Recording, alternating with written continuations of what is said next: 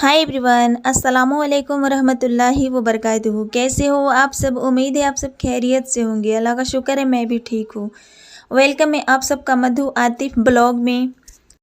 तो फ्रेंड्स, कभी आपके साथ ऐसा हुआ है कि ना आपको किसी का नाम मालूम है, ना आपको एड्रेस मालूम है, ना आपके पास फ़ोन है, ना किसी का फ़ोन नंबर याद है, फिर भी आप सही मंजिल तक पहुंच गए हो? मेरे साथ ऐसा हुआ है। इस वाक़या को मैं आप लोगों को आगे शेयर करूंगी, सुनाऊंगी। तब तक बने रहिए आप सब मेरी ब्लॉग में। तो चलो, मैं भी चाय बना रही थी। चाय बनाने के साथ में मुझे याद आई कि मुर्गी के दरबा मैंने खोला नहीं है। तो देखो, मैं खड़ी में आ गई किचन में, मैंने चाय चढ़ा दिया है। यहाँ पर मैं रखी हूँ एक मुर्गा और एक मुर्गी। तो देखो, मैंने इसे खोल दिया और ये निकल कर इंतज़ार कर रहा है कि मुर्गी बाहर क्यों नहीं निकल रही। तो देखो, यहाँ पर मुर्गी भी मेरी निकल गई है। और फ्रेंड्स, मेरी जो ना तबीयत थोड़ी 3 दिन से ख़राब थी, तो मैं आज ना डायरेक्ट नहा ली हूँ सुबह उठ कर के। इधर मैं झाड़ू वगैरह नहीं मारी हूँ, तो इधर झाड़ू मेरी सासू माँ मारेंगे, तो मैं छोड़ दी हूँ। देखो कितनी गंदी कर रखी है ये सब। रात भर छोड़ो ना, सुबह उठो तो बहुत ज़्यादा इधर गंदा कर रखती है सब। देखो कितना गंदा कर रखा है ये सब ने खड़ी को। तो देखो, सब निकल गए मेरे मुर्गा मुर्गी। और यहाँ पे देखो आज का मौसम कैसा हुआ है। सुबह के 7 बज रहे हैं, फिर भी लग रहा है ना कि अभी सुबह हुई है।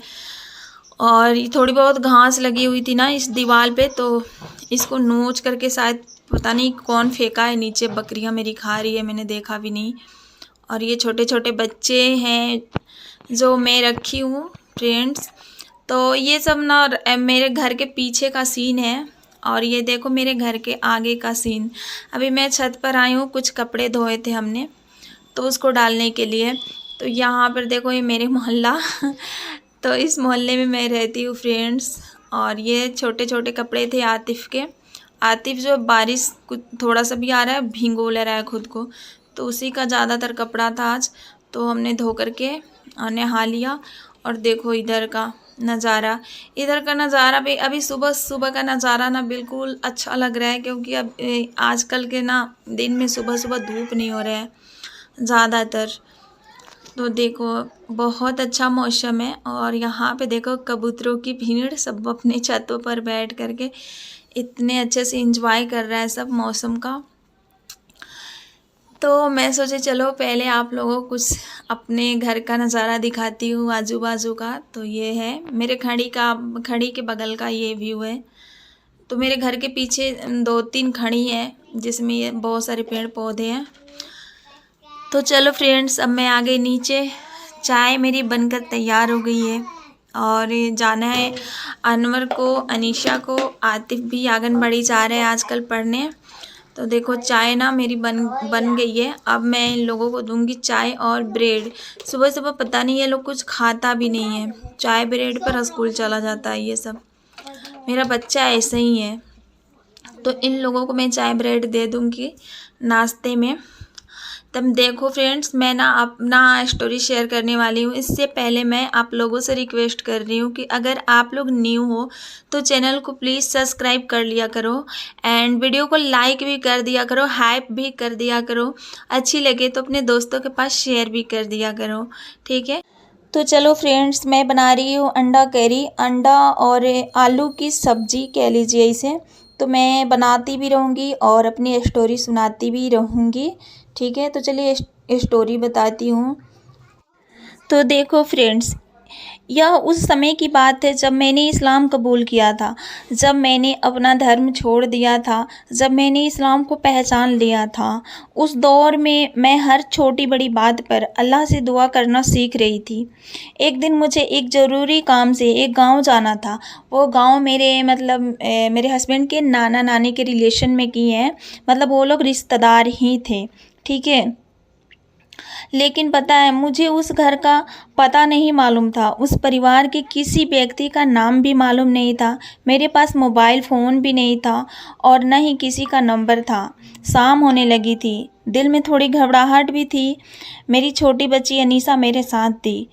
घर से निकलने के समय हाथ उठाकर मैंने दुआ की, या अल्लाह मुझे रास्ता नहीं मालूम, मुझे नहीं पता कि मुझे कहाँ उतरना है, मेरे पास कोई सहारा नहीं है, तू ही मेरा सहारा है, मुझे मेरी मंजिल तक पहुंचा देना। तो पता है फ्रेंड्स, ये दुआ करके मैंने गाड़ी में अपनी बच्ची के साथ मैं बैठ गई। मैंने अल्लाह पर भरोसा किया और सफ़र शुरू कर दिया। एक गाड़ी बदली, फिर दूसरी गाड़ी बदली, फिर आखिरी गाड़ी उस बस में बैठ गई जहाँ मैं उस गांव की तरफ जा रही थी। रास्ते में ड्राइवर पूछा, बहन आपको कहाँ उतरना है? मैंने कहा मुझे नहीं पता, बस इस गांव में जाना है। वह हैरान होकर बोला, गांव में कहाँ? मैंने कहा जहाँ आपकी गाड़ी आखिरी बार रुके वहीं उतार दीजिएगा।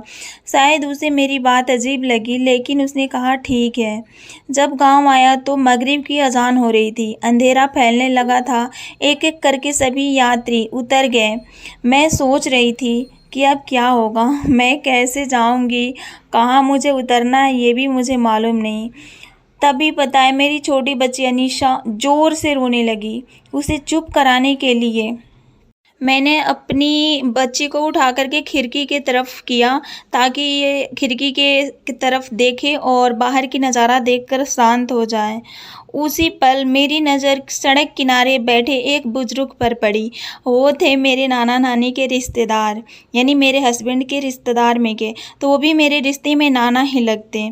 मेरी नज़र जब उन पर पड़ी, मैं उन्हें चेहरे से पहचानती थी, लेकिन उनका नाम मुझे नहीं मालूम था।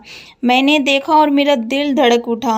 मैंने तुरंत ड्राइवर से कहा, भाई मुझे यहीं उतार दो। ड्राइवर ने हैरानी से कहा, अभी तो आप कह रही थी कि बस स्टैंड उतारना है। पता है फ्रेंड्स, उसकी ना जो गाड़ी थी वो बस स्टैंड में ही रुक थी, तो उसको लगा कि इसे बस स्टैंड में ही उतारना है।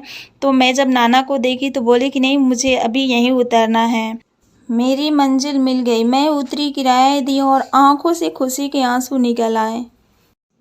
मैंने जब नाना को आवाज़ दी, पहले तो उन्होंने मुझे पहचाना नहीं, क्योंकि मैंने नकाब पहन रखा था। जब मैंने अपना गांव बताया और अपने शौहर का नाम बताया तो वह तुरंत उठ खड़े हुए। उन्होंने घर के सब लोगों को बुलाया। सब ने मेरा ऐसा स्वागत किया कि मैं आज तक नहीं भूल पाई। जिस काम के लिए गई थी वह भी आसानी से पूरा हो गया। मैं वहाँ 2-4 दिन रही और उन्होंने मुझे इतना अपनापन दिया कि मेरा दिल भर आया। फ्रेंड्स, उस दिन मैंने यह सीखा कि जब इंसान अपनी पूरी कोशिश करता है और फिर सच्चे दिल से अल्लाह पर भरोसा करता है, तो कभी कभी ऐसे रास्ते खुल जाते हैं जिसकी उसने कल्पना भी नहीं की होती। पता है, मैं अपना अनुभव आप सबसे इसलिए बांट रही हूँ ताकि अगर कभी आपकी ज़िंदगी में मुश्किल घड़ी आए तो दुआ करना मत छोड़िए और अल्लाह पर भरोसा बनाए रखिए। अगर आपकी ज़िंदगी में भी कोई ऐसा वाक़या हुआ जो जहाँ आपको लगा कि अल्लाह ने आपकी मदद की, तो उसे कमेंट में ज़रूर लिखिए। अल्लाह हम सब की जायज़ दुआओं को कबूल फरमाए। आमीन।